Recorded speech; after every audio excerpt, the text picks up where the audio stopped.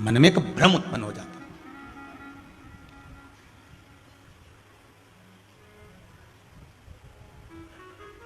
मन में एक भय उत्पन्न हो जाता है। पुरुष की पत्नी मर जाए तो भैया सवेरे सवेरे वो पुरुष निकल कर जाए तो उसका मुंह देखें कि नहीं देखें, समझना जरा। आज लोगों ने जो भ्रांतियां उत्पन्न कर रखी है, शिव महापुराण उस भ्रम को मिटाना चाहता है। इसकी पत्नी मर गई तो सवेरे सवेरे इसका मुंह देखना चाहिए कि नहीं देखना चाहिए? और तो पुरुष है, उसका मुंह देखने में क्या दिक्कत है? और तुम्हें क्या मालूम कि उसकी पत्नी निपट गई, मर गई? अगर वो बिंदी लगाता, मंगलसूत्र पहनता, मांग भरता तो समझ में आता कि इसकी पत्नी चली गई तो बिंदी नहीं है, मंगलसूत्र नहीं है भाल में, मांग में सिंदूर नहीं है। पर नारी, उसका पति चले जाता है तो लोग साधारण सी भाषा में कह देते, सुबह सुबह मुंह देख लिया, ओ ऐसा, कहां जा रही थी, पूजन करने जा रही थी, उसका मुंह दिख गया। कहां लिखा? जन्म परमात्मा ने दिया है, मृत्यु परमात्मा देते हैं। महाराज, किसका संबंध, किसका साथ, किसके साथ कितना है, ये वो लिख कर भेजता है। तुम किसी का मुख देखकर ये निर्णय नहीं ले सकते कि ये गलत है कि सही है।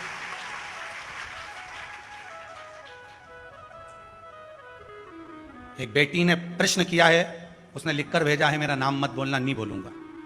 एक बेटी ने लिखकर भेजा है, मैं कथा में बैठी हूं, कोरोना महामारी में मेरा ससुर भी चले गया और मेरा पति भी चले गया, और हम दोनों घर में सास और बहू अपने छोटे से बच्चे को पाल रहे हैं।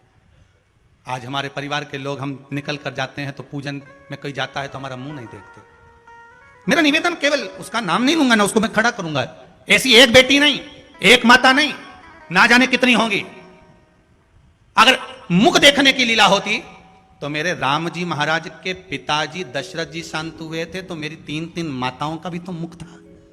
कौशल्या मैया, कैकई मैया, सुमित्रा मैया, वो भी तो रही। तो क्या अयोध्यापुर वासी मुख नहीं देखे या राघव जी मुख नहीं देखे? ये हमारी सोच है, हमारी बुद्धि, हमारी दृष्टता, हमारी दृष्टि। फिर मैं निवेदन करूंगा, पापी को पापी नजर आता है, कपटी को कपटी नजर आता है, बेईमान को बेईमान नजर आता है, धर्मात्मा को धर्मात्मा नजर आता है, पुण्यात्मा को पुण्यात्मा नजर आता है, सत्कर्मी को सत्कर्मी नजर आता है। जिसकी जैसी सोच रहती है, सामने वाला व्यक्ति वैसा नजर आता है। अगर मान लो पति चले भी गया, पर परमात्मा ने उसको जीवित रखा है।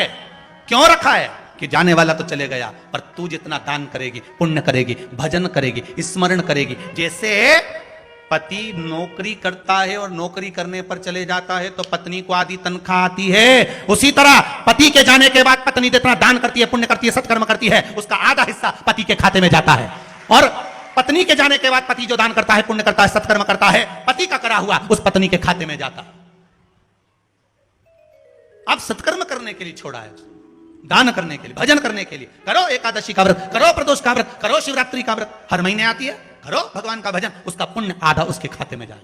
आप 1 लोटा पानी शिव जी को चढ़ा रहे हो, आधा उसके खाते में जाए। मिलेगा।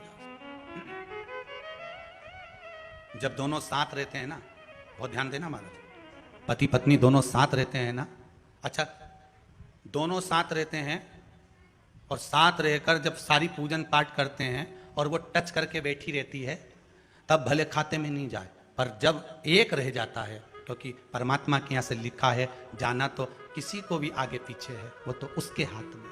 एक जब रह जाता है तब उसका हिस्से का भाग उधर पहुंच जाता है। शिव कहो, भगवत भक्ति में डूबे रहो, किसी पर आक्षेप लगाना उत्तमता नहीं कि मुख नहीं देखा जाए। या कहां लिखा है, कौन कह रहा है मुख ना देखिए? शिव भक्ति में जो लीन हो, यहां तो शिव महापुराण की कथा कहती है, हर एक के भीतर शंकर समाया है, श्वास रूपी शिव सबके भीतर है। ऐसा कोई है ही नहीं जिसके भीतर नहीं। क्यों भ्रम उत्पन्न करें? आज मनुष्य भ्रम में ही जी रहा है।